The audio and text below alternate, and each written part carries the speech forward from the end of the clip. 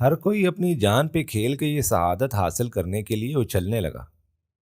اس مخمسے میں 4 5 دن گزر گئے۔ لوگوں نے دن رات وہیں میدان کعبہ میں ڈیرا ڈال لیا۔ قریب تھا کہ قریش کے سارے قبائل آپس میں لڑ مر کر تباہ ہو جاتے۔ ایک انصاف پہ مبنی فیصلہ ہو گیا۔ قریش کے سب سے عمر رسیدہ سردار ابو امیہ بن مغیرہ بن عبداللہ بن عمرو مخزوم نے کہا، اہل قریش، اتنے دن سے تم سب لوگ یہاں ہو، کوئی فیصلہ نہیں ہو پا رہا۔ چلو کسی ایسے شخص کا فیصلہ مانتے ہیں جو اس وقت یہاں موجود نہیں۔ ہم کسی اور وقت پہ فیصلہ نہیں اٹھاتے۔ مبادہ کوئی کہے کسی نے اس میں چالاکی کی ہے۔ آج سورج ڈھلنے سے پہلے پہلے فیصلہ کرنا ہے۔ اب ادھر دیکھو، ہاں شیبہ کی طرف۔ جو شخص بھی اس دروازے سے داخل ہو کے ادھر کعبہ کی طرف آئے، وہ ہمارا تمہارا سب کا متفقہ ثالث ہوگا۔ وہ فیصلہ کرے گا، وہ کچھ بھی ہو، جو بھی وہ فیصلہ کرے ہم مانیں گے۔ بولو منظور؟ سب بولے منظور۔ وہ دن ڈلنے کا وقت تھا، گرمیوں کے دن تھے، دھوپ تیز تھی۔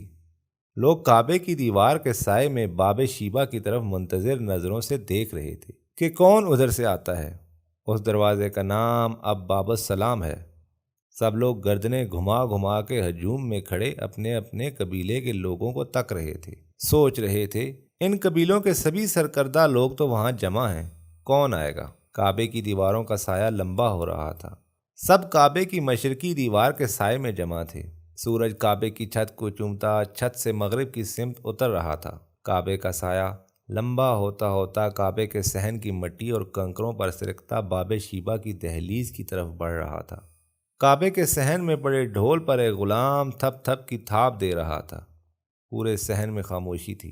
لوگ ڈھول کی تھاپ میں اپنے دلوں کی دھڑکن کو سن رہے تھے، مضطرب اور منتظر۔ سورج مغرب میں ڈھل رہا تھا، جیسے وہ مشرق سے طلوع ہونے والے ماہ کامل کے حضور سجدہ کرنے کی جگہ ڈھونڈ رہا ہو۔ کعبے کا سایہ اس کی چھت کے تقدس کو اپنے اندر لپیٹے کعبے سے ننگے پاؤں ادب سے اترتا ہوا باب شیبہ کی طرف بڑھ رہا تھا۔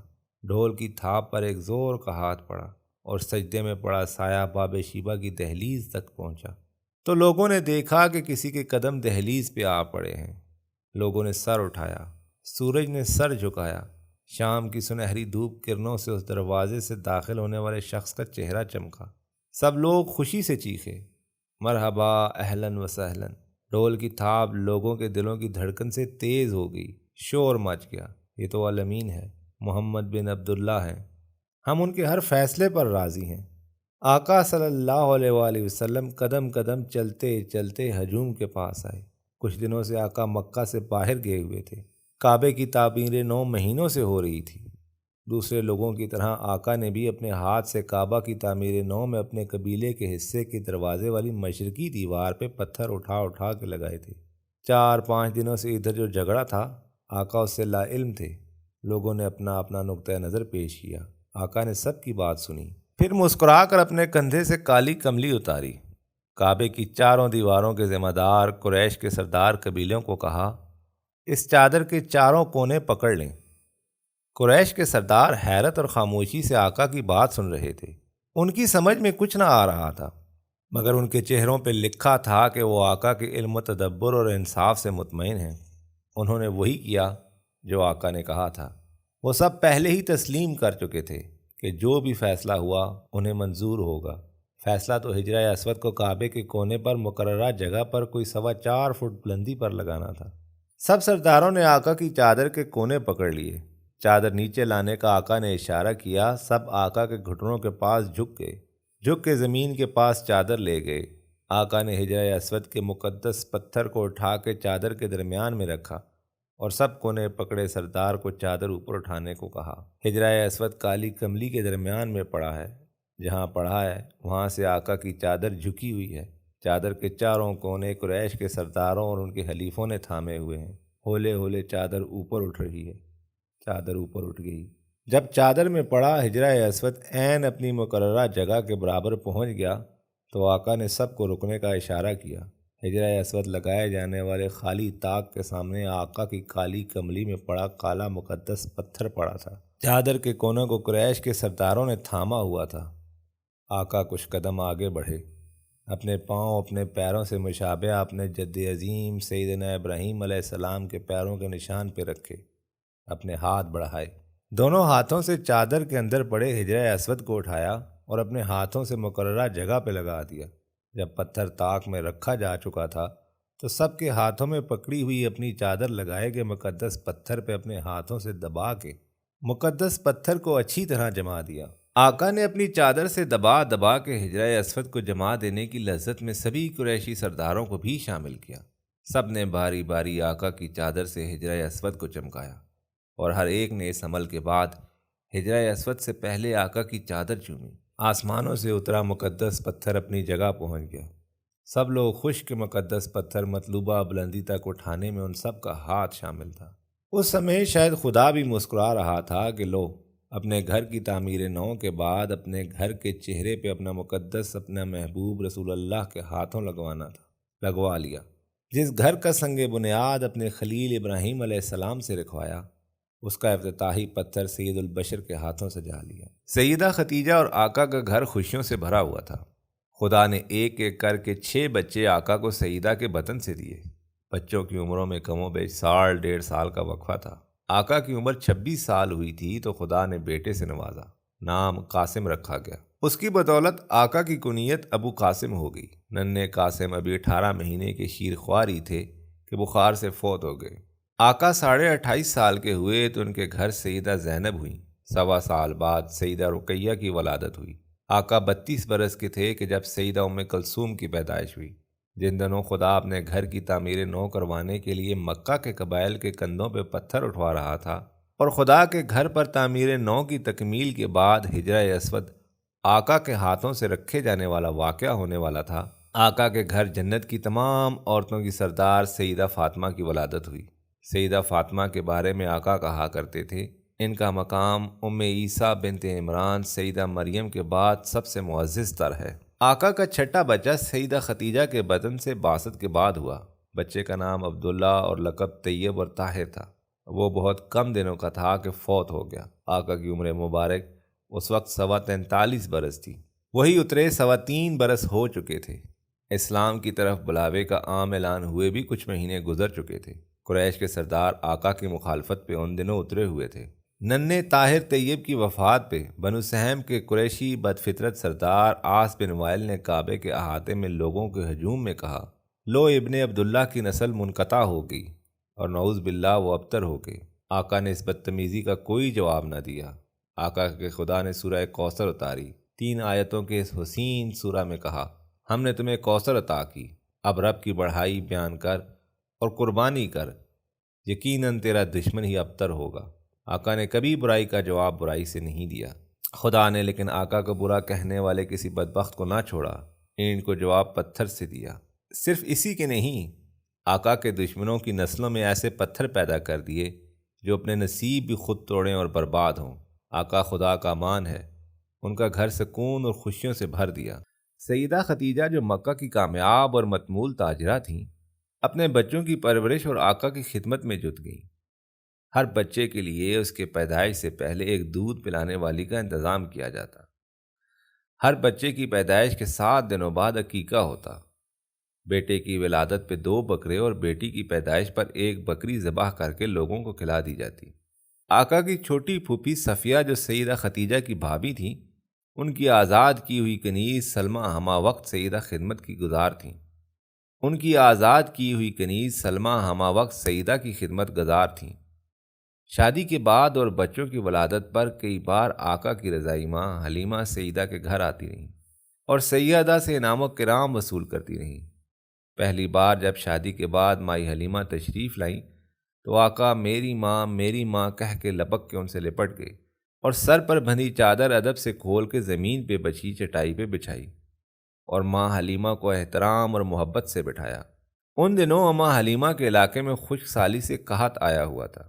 سیدہ ختیجہ نے 1 کجاوا اونٹ اناج اور 40 بھیڑیں اماں حلیمہ کی نظر کیں۔ اماں حلیمہ بھی آقا کے گھر آتے ہوئے اپنی دسترس کے مطابق اپنے ہاتھ کی بنی ہوئی کوئی چٹائی یا اپنے چولہے پہ پکا ہوا کوئی پکوان لے کر آتی۔ آقا میری اماں کا ہاتھ کا لذیذ کھانا کھاتے ہوئے بسم اللہ پڑھ کے کھانے لگتے۔ آقا کو بچپن میں اماں حلیمہ کے ہاتھوں پکے کھانے کی پہچان تھی اور ان کا بہت احترام تھا۔ سیدہ کے گھر میں ان کے بھائیوں حکیم اور عوام کا اپنی بیویوں اور بچوں کے ساتھ آنا جانا رہتا تھا۔ عوام کی بیوی صفیہ آقا کی چھوٹی پھوپھی اور خالہ زاد بہن اور آقا کی ہم عمر چچا زاد بھائی اور دوست حمزہ کی ماں جئی بہن ہونے کے ناطے بہت قربت رکھتی تھیں۔ قاسم کی پیدائش کے دنوں میں صفیہ کے گھر بیٹا پیدا ہوا جس کا نام زبیر رکھا گیا۔ زبیر آقا کے سامنے کھیلتا بڑا ہوا۔ اسے دیکھ کر آقا کو اپنا مرحوم شیرخوار بیٹا قاسم یاد آتا اور آقا محبت سے زبیر کو گلے سے چپکا لیتے۔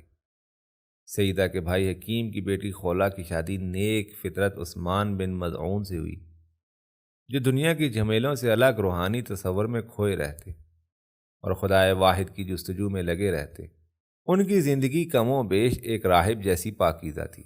سیدہ کی بہن حالہ بھی اکثر ادھر آتی اور اپنے بیٹے العاص کو اپنے ساتھ لاتی۔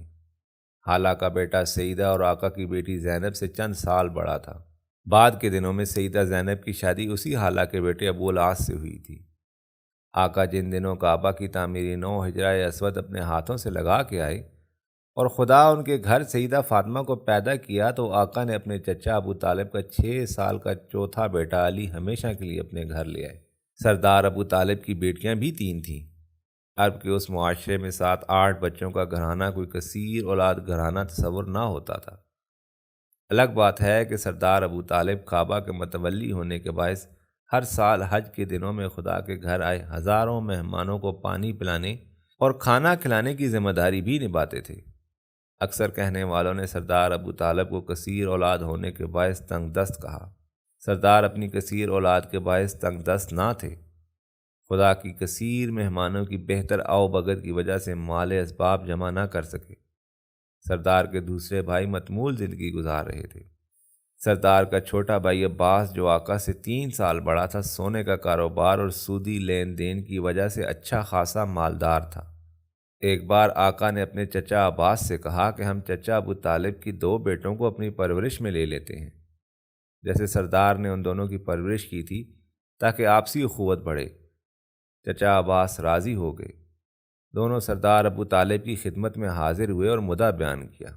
سردار ابو طالب نے کہا، عقیل کو میرے پاس رہنے دو، باقی تم فیصلہ کر لو۔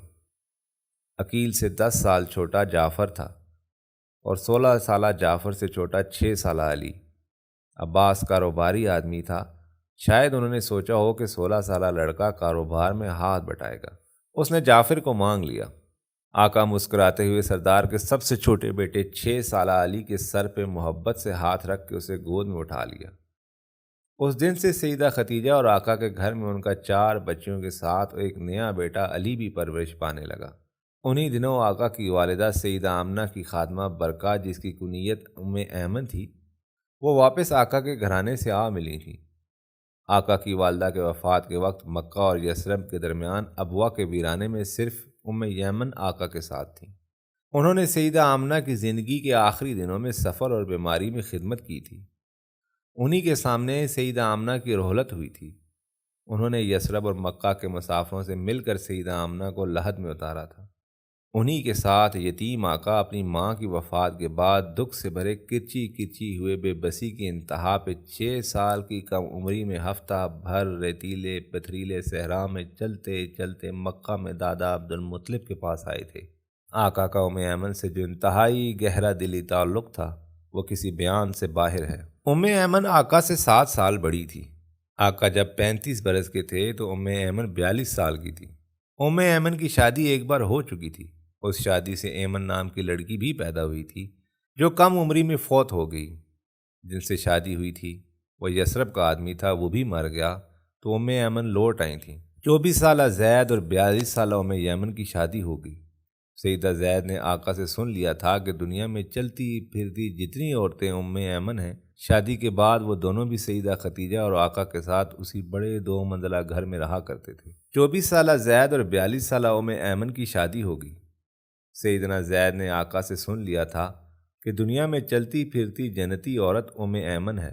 شادی کے بعد وہ دونوں بھی سیدہ ختیجہ اور آقا کے ساتھ اسی بڑے 2 منزلہ گھر میں رہا کرتے تھے۔ ان کی شادی کے چند سال بعد سیدنا زید اور سیدنا ام ایمن کے گھر ایک خوبرو بچہ پیدا ہوا۔ اس کا نام اسامہ تھا۔ اسامہ آقا کے لیے ان کے پوتے کا درجہ رکھتا تھا۔ اکثر آقا اسامہ کو اپنے کندھوں پہ بٹھا کے کعبے کے احاطے میں آ جاتے۔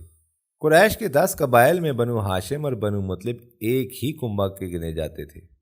شاید اس کی وجہ یہ ہو کہ سردار مطلب نے اپنے بھائی ہاشم کی وفات کے بعد کعبہ کی تولیت اپنے گھر میں رکھنے کی بجائے یثرب سے ہاشم اور سلمہ کے بیٹے عبد المطلب کو لا کے اس کے حوالے کی تھی۔ انہیں اپنے بھتیجے عبد المطلب سے دلی پیار تھا اور عبد المطلب نے بھی ان کی محبت میں اپنا نام شیبہ چھوڑ کے ان کا غلام رہنا یعنی عبد المطلب کہلوانا پسند کر لیا تھا۔ غلامی ہر آقا کو جیت لیتی ہے، اس لیے انہوں نے اپنی اولاد کے لیے الگ سے بنو مطلب کی بجائے اپنے بھتیجے عبد المطلب اور اپنے بھائی بنو ہاشم کی پہچان ہی رہنے دی۔ بنو مطلب کو بنو ہاشم ہی میں شامل رکھا۔ قریش کے باقی 10 قبائل اپنی کثیر اولاد کثیر سرمائی کی وجہ سے قریش میں امتیازی اور باوقار پہچان کی۔ قریش کے باقی 10 قبائل اپنی کثیر اولاد کثیر سرمائی کی وجہ سے قریش میں امتیازی اور باوقار پہچان کی دوڑ میں لگے تھے۔ ان خاندانوں میں خاص طور پر دو خاندان اپنے خطیر سرمایہ اور کثیر جوان اولاد کی وجہ سے خود کو قریش قبائل کے سرپنچ سمجھتے تھے۔ ان میں ایک ہاشم کے جڑواں بھائی عبد شمس کی اولاد بنو امیہ سے ابو سفیان بن حرب بن امیہ تھا، جو عمر میں آقا سے 2 سال بڑا تھا۔ اسی عبد شمس خاندان سے شیبہ عتبہ 2 بھائی تھے۔ عتبہ ابو سفیان بن حرب کا سسر تھا۔ ابو سفیان کی بیوی ہندہ کا باپ اسی عتبہ کا باپ ربیعہ تھا جو عبد شمس کا بیٹا تھا۔ شیبہ کی ماں آمنہ عبد الدار قبیلے سے تھی۔ ابو سفیان چمڑے اور تیل کا بیوپاری تھا۔ اونٹوں کے لمبے لمبے قافلے لے کر وہ مکہ سے شام کی طرف جایا کرتا تھا۔ کبھی اس کا قافلہ نہ جاتا تو وہ سیدہ کے قافلے میں اپنے اونٹ بھجوا دیتا۔ کبھی سیدہ کے تجارتی اونٹ ابو سفیان بن حرب کے قافلے کے ساتھ چلے جاتے۔ ایک بار یہ ہوا کہ آقا بھی ابو سفیان بن حرب کے قافلے میں تجارت کے لیے غزہ کی طرف گئے تھے۔ کبھی سیدہ کے تجارتی اونٹ ابو سفیان بن حرب کے قافلے کے ساتھ چلے جاتے۔ ایک بار یہ ہوا کہ آقا بھی ابو سفیان بن حرب کے قافلے میں تجارت کے لیے غزہ کی طرف گئے تھے۔ آقا کی بعثت کے بعد اسی ابو سفیان بن حرب نے آقا اور مسلمانوں کی حد درجہ مخالفت کرتے ہوئے اسلام کے خلاف تمام تر اہم جنگوں کی سربراہی کی۔ عبد شمس خاندان کی اسی لڑکی امیہ کے بیٹے آس کا پوتا عثمان بن عفان آقا سے حد درجہ محبت اور عقیدت رکھنے والا تھا۔ وہ اپنے پورے قبیلے میں خوبرو اور خوش شکل جوان تھا۔ عمر میں زید کا ہم عمر تھا۔ کاروبار میں آقا کے سب سے قریبی دوست ابو بکر کا ساتھی تھا۔ بعد میں اسے آقا کی 2 بیٹیوں سیدہ رقیہ اور سیدہ ام کلثوم سے یکے بعد دیگرے شادی کرنے کا اعزاز حاصل ہوا۔ وہ تیسرے خلیفہ بھی بنے۔ جہاں یہ مسلمانوں کا قوت بازو تھا، وہیں اس خاندان سے عتبہ بن ربیعہ، شیبہ بن ربیعہ، ولید بن عتبہ، عتبہ بن ابی معیط اور ابو سفیان جیسے دشمن رسول بھی تھے۔ قریش کا دوسرا سرپنچ قبیلہ بنو مخزوم تھا۔ بنو مخزوم میں آقا کے دادا سردار عبد المطلب نے اپنی بیٹیاں امیمہ اور عاتقہ بیاہی تھیں۔ آقا کی ان دنوں پھوپھیوں کے بچے آقا سے پیار کرتے تھے اور آقا کے گھر آنا جانا تھا۔ سردار ابو طالب نے اپنی بیٹی فاختہ جو میہانی کے نام سے مشہور ہوئیں، ان کا بیاہ بھی بنو مخزوم میں کیا تھا۔ خود سیدہ ختیجہ کے دوسرے مرحوم خامن کا تعلق اسی مخزوم قبیلے سے تھا۔ اس قبیلے کا اس وقت سردار حکمت کے باپ ابو الحکم کے لقب سے جانا جاتا تھا۔